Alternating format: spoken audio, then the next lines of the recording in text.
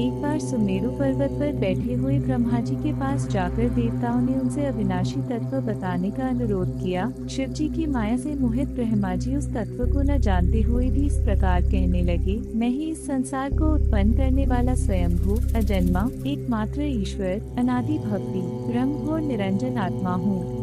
मैं ही प्रवृत्ति और निवृत्ति का मूलाधार, सर्वलीन पूर्ण ब्रह्म हूँ। ब्रह्मा जी ऐसा की पर मुनि मंडली में विद्यमान विष्णु जी ने उन्हें समझाते हुए कहा कि मेरी आज्ञा से तो तुम सृष्टि के रचयिता बने हो, मेरा अनादर करके तुम अपने प्रभुत्व की बात कैसे कर रहे हो।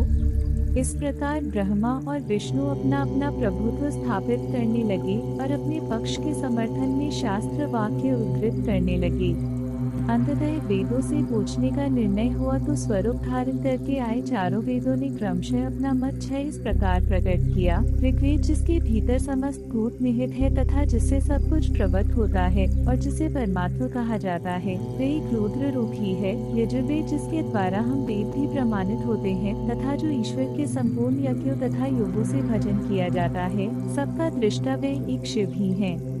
सामवेद जो समस्त संसारी जनों को भरमाता है, जिसे योगी जन ढूंढते हैं और जिसकी भांति से सारा संसार प्रकाशित होता है, वे त्र्यंबक शिव जी ही हैं। अथर्ववेद जिसकी भक्ति से साक्षात्कार होता है और जो सब या सुख दुख अतीत अनादि ब्रह्म है, वे केवल एक शंकर जी ही हैं।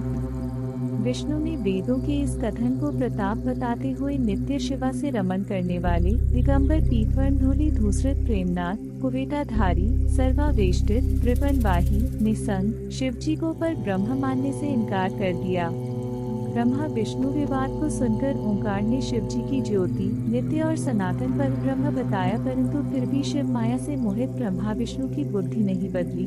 उस समय उन दोनों के मध्य आदि अंत रहित एक ऐसी विशाल ज्योति प्रकट हुई कि उससे ब्रह्मा का पंचम सिर जलने लगा।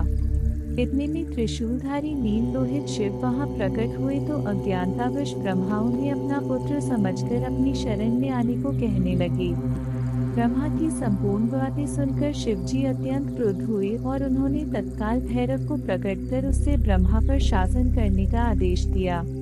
आज्ञा का पालन करते हुए भैरव ने अपनी बाईं उंगली के नखाग्र से ब्रह्मा जी का पंचम सिर काट डाला।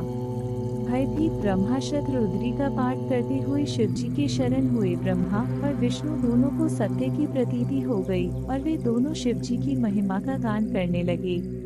यह देखकर शिवजी शांत हुए और उन दोनों को अभयदान दिया। चैनल को सब्सक्रिप्शन करें और लाइक करें।